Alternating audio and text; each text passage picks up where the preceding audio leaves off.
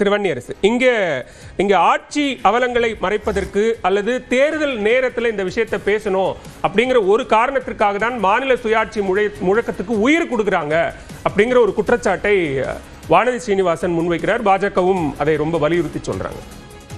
இன்றைக்கு மாண்புமிகு முதல்வர் அவர்கள் தமிழ்நாட்டில் அதுவும் நாடாளுமன்ற சட்டமன்ற அவையில் ஒரு நாடாளுமன்றத்தை கேள்வி கேட்கக்கூடிய வகையில் இந்தியாவில் இருக்கின்ற ஒட்டுமொத்த மாநிலங்களுக்கு முன்மாதிரியாக மாநில உரிமைகள் பேசக்கூடிய வகையில் ஒரு ஆளுமையுள்ள முதல்வராக இன்றைக்கு மாண்புமிகு முதல்வர் முத்துவேல் கருணாநிதி ஸ்டாலின் அவர்கள் இந்த அறிக்கையை அவர் இன்றைக்கி பேசின பேச்சு அப்படிங்கிறது ஒரு ரொம்ப வலிமை வாய்ந்த பேச்சாக மாநில உரிமை தொடர்பாக அவர் இதை வெளிப்படுத்தியிருக்கிறார்.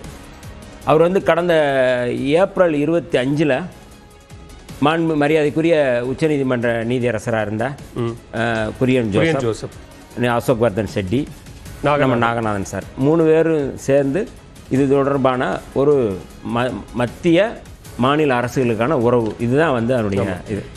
அப்போ நீங்கள் அந்த அறிக்கை தொடர்பாக இன்றைக்கி நேற்றைக்கு அதாவது 16ஆம் தேதி அது தொடர்பாக அறிக்கை தாக்கல் பண்ணியிருக்கிறாங்க. அதை ஒட்டி இதில் பேசுகிறேன். இதுக்கு தேர்தலுக்கு அதுக்கு சம்மந்தம் இல்லை. ஏனென்றால் திராவிட முன்னேற்ற கழகத்தினுடைய அடிப்படை கோட்பாடு அண்ணன் சொன்னது போல் 50 முழக்கங்களில் அது ரொம்ப முக்கியமான முழக்கம். நீங்கள் மத்தியில் கூட்டாட்சி மாநிலத்தில் சுயாட்சி அப்படிங்கிறது 50 முழக்கங்களும் இது பேரறிஞர் அண்ணாவினுடைய முழக்கம் தான். கலைஞர் அதை வழிமொழிஞ்சார். அதனால இது தொடர்ச்சியாக இதை பேசுகிறாங்க. இது தொடர்ச்சியான முழக்கம் தான். ஆனால் இப்போ தாக்கல் செய்யப்பட்ட பட்ஜெட் இடைக்கால பட்ஜெட், இது பட்ஜெட் மீதான உரை. இப்போ அந்த அறிக்கை தாக்கல் செய்யப்பட்டு தேர்தலுக்கு முந்தைய கடைசி கூட்டத்தொடரில் இந்த விவகாரத்தை பற்றி பேசுவது முழுக்க தேர்தல் நோக்கம் தான் அப்படிங்கிறாங்க. இல்லை, நாம் ஒன்றும் தனித்தமிழ்நாடு கேட்டு இதை பேசலையே. மாநிலங்களுடைய உரிமைகள் தொடர்பாக தான் பேசுகிறோம். மாநிலங்களுக்கான அடிப்படையான கோரிக்கைகளை தான் நம்ம பேசுகிறோம். நீங்கள் ஆளுநர் இதில் முறையீடு செய்கிறது, நிதி பகிர்வில் பாகுபாடு செய்கிறது, இந்தி திணிப்பை கொண்டு வருது, சமஸ்கிருத திணிப்பு கொண்டு வருது, அந்தந்த மாநிலங்களுடைய அல்லது தேசிய இனங்களுடைய அடையாளங்களை தேசிய இனங்களுடைய உரிமைகளை அழிந்து போக செய்வது, இம்மாதிரியான வேலைகளில் ஏற்கனவே இருந்த அந்த மரியாதைக்குரிய கலைஞர் அவர்கள் போட்ட ராஜமன்னார் குழுவாக இருக்கலாம், இல்லை அதுக்கு பிறகு வந்த பூஞ்சி குழுவாக இருக்கலாம். ஒவ்வொன்றும் இது புதிதல்ல.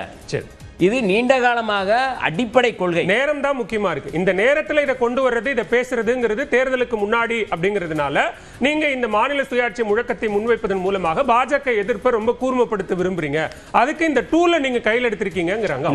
அப்படின்னா நீங்க ஒவ்வொரு முறையும் இதை பேசிட்டு தான் இருக்கிறோம். இப்போ விடுதலை சிறுத்தைகளோட நாங்கள் இதை இது குறித்து பேசுகிறோம். சரி, தீர்மானங்கள் போட்டிருக்கிறோம். நாங்கள் இது குறித்து மாநாடே நடத்தியிருக்கோம். மாநில சுயாட்சிக்கான மாநாடே நாங்கள் நடத்தியிருக்கிறோம். அப்போ இது ரொம்ப முக்கியமான கண்டென்ட்டு. நீங்கள் தேர்தல் பார்வையிலே இருக்கிறவங்க பாஜக போன்றவர்கள் இதை செய்வாங்க. இன்னைக்கு உலகம் முழுக்க தேசிய இனங்களுடைய உரிமைகளை அடையாளங்களை பாதுகாக்க வேண்டிய பொறுப்பு இருக்கு. இந்து ராஷ்டிரம் தான் பாஜகனுடைய கனவு. இது மாநில உரிமைகளுக்கு எதிரானது. தேசிய இனங்களுடைய அடையாளங்களுக்கு அதனுடைய உரிமைகளுக்கு எதிரானது. இவங்க பேசுறது தேச விரோதமான ஒரு பேச்சு. யாருடைய பேச்சு? பாஜக பேசுவது இந்துஸ்தான் பேசுவது தேச விரோதம்.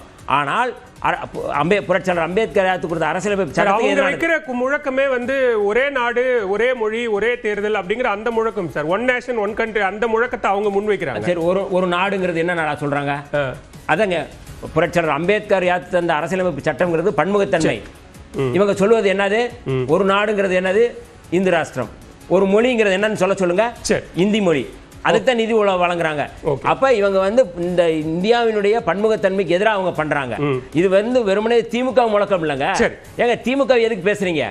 இது அடிப்படையில ஒவ்வொரு மாநிலத்தினுடைய உரிமைகள் சம்பந்தப்பட்டது. அதனாலதான் எல்லா மாநிலங்களையும் முன்னெடுக்கிறாங்க.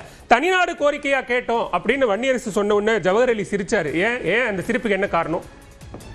இல்ல அது நான் இந்த விஷயத்துக்கு வந்துடுறேன். அவர் திடீர்னு ஒரு குண்டை தூக்கி போடுறாரு நடுவில் தூக்கி அப்படின்னு பார்த்து தான் சிரித்தேன். அவர் எப்பயுமே புதுசாக ஏதாவது ஒரு குண்டை டக்குன்னு தூக்கி போட்டுருவாரு. நம்ம சகோதரர் வன்னியரசு அந்த மாதிரி ஒரு குண்டை தூக்கி போட்டாரு அப்படின்னு தான் சிரிச்சேன், தவிர வேற ஒன்றும் இல்லை. அப்போ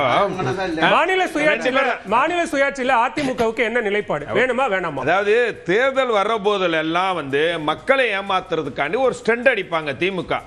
அந்த ஸ்டண்ட தான் இன்னைக்கு ஸ்டாலின் செஞ்சிருக்கிறாரு. மாநில சுயாட்சி கேக்குறதே ஸ்டண்ட் இல்ல, இது ஸ்டண்ட். மாநில சுயாட்சி பற்றி பேசுறதுக்கோ மாவட்ட சுயாட்சியை பற்றி எல்லாம் அவருக்கு கவலைப்பட்டதில்ல. அவர்கள் குடும்ப சுயாட்சியை மட்டும் தான் கவலைப்பட்டிருக்கிறாங்க.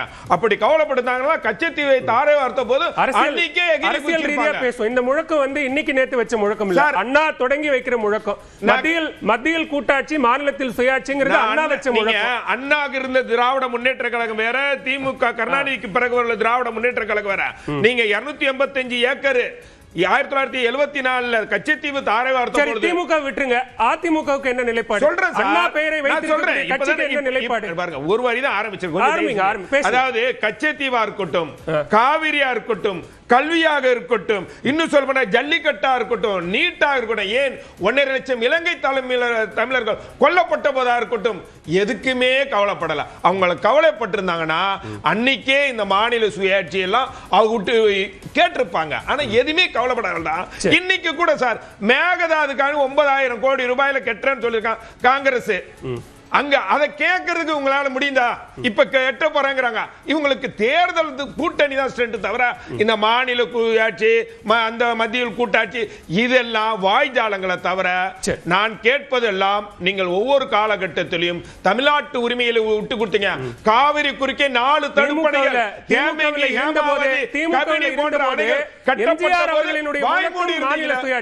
திமுகவில் இருந்த போது எம்ஜிஆர் அவர்களுடைய முழக்கமே மாநில சுயாட்சி தான்.